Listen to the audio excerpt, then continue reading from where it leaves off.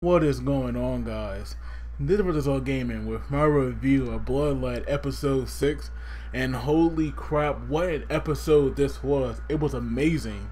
So, first we have this brief dialogue between Staz and his brother, and of course Staz found his powers to be a burden because he knows that and now that he is, at his full potential, he'll have to do a lot more with his powers, which he didn't have to worry about before because he could never use his full potential. So he was fine with not having that power, but of course his brothers weren't. But then we get this amazing fight between Akim, I believe that's how you say his name, versus Wolf, and holy crap, that battle was epic. I definitely love Wolf. He's an awesome character, but I do believe that he kind of got cheated though. Because at the end, well, you know what? I will get to that fight in a minute. Let me go on to what is happening in this episode. Hydra Bell, she has gone back and she's talking to Franken, and she knows that like Franken hiding so much stuff from everybody that it's crazy. This guy is just so freaking shady. But then Hydra Bell, she goes back and let Fumier and that animal watch this fight. And Wolf, he was doing work, even though we learned that this body is not really his own, but it's just like demon parts, mixed together. Because originally Akim is a phantom, and he's just moving these parts with magic. But Wolf, he actually unleashes his full potential, and when he transforms, he really, just destroys this guy. But because that's not his real body, and being a phantom, he can't really die, he just pulled those pieces back together. But of course, Wolf, because he's a mongrel, and he's not, a full werewolf. His wolf form actually has a time limit, which is 3 minutes, and to me that seemed really short.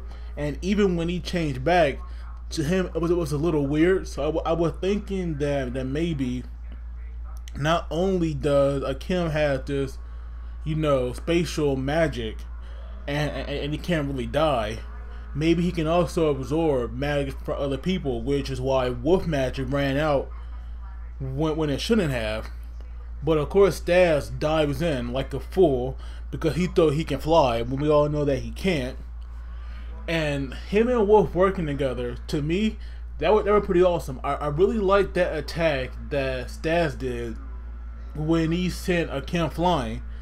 Now I forgot the name of that attack, but I definitely, it definitely seemed familiar to me. I'm not sure where I saw it before, but for some reason that attack, I felt like I seen that in another series, but I'm not actually sure what it was. But of course Wolf, now that Wolf have to, store his magic again, him and Staz basically tag out. So now Staz is going to fight him, and he actually goes to the area where he sent Akim at. And when I saw Staz preparing to do the Kamehameha wave, I freaking lost it. I was just like, at that point I got so freaking hyped because I never would have thought that he would do it, and sadly he couldn't because Akim actually, kicked him and broke the attack. But to me, that right there kind of reminds me like a huge flaw in Dragon Ball Z. And don't get me wrong, I grew up on Dragon Ball Z and I loved it.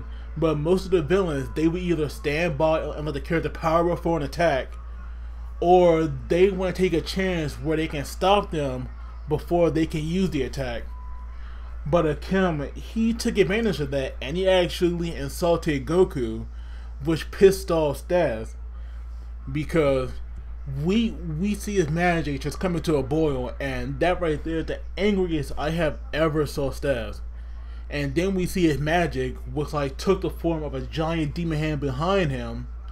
And then next we see that basically Akim's body is in pieces. And I thought at first that we weren't going to see what happened, but luckily we did. And it seems that with his magic at full potential now, Staz's body can heal instantly, because even though Akim bit him, when his teeth fell out, because we all saw his true form about how he eats people, when his teeth fell out, Staz's injury was already healed, and he was going to actually zip him.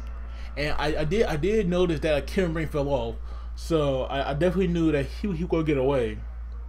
But I definitely wasn't expecting that Hydra Bell, she would actually intercept him and cause him to lose his legs.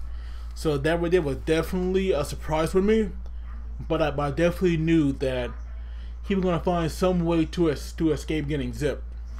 But then we see Wolf coming back to fight Staz, and of course I already knew that there was no way Wolf was gonna beat him with Staz at full power. But we didn't even see that fight. We actually go to Hydra Bell and Franken with Akim's body in all these jars, and we learned that Akim's body is coming from the guy that stole Hydra Bell's magic. So to me, whoever this Santa Claus is, he is now a much bigger threat than whoever Hydra Bell was chasing. So I am wondering like what's going on with that. But we get Staz's brother and Liz, and they actually have come for Frankie and Akim because they're gonna send them both to jail. But then we get this flashback of Wolf and Staz, and we learn how they met. And even back then, Staz knew as a kid that if he fought seriously, he was going to win, no matter what. So he didn't even put up a fight as a kid. But this time, he didn't even use all this magic because he said that he refused to because they're friends. Which to me is like really admirable because I definitely like Wolf and Staz, and I love when they work together. So I really don't want to see them fighting. But we all know that Staz will like definitely win against Wolf no matter what. But then we actually go to, well, actually Staz's brother and sister, they actually come to him for something. I forgot exactly what it was, but they have come to him again because, oh yeah, that's right, because of their deal. Now that Staz dealt with that demon, we can actually learn how he can bring back Fumie,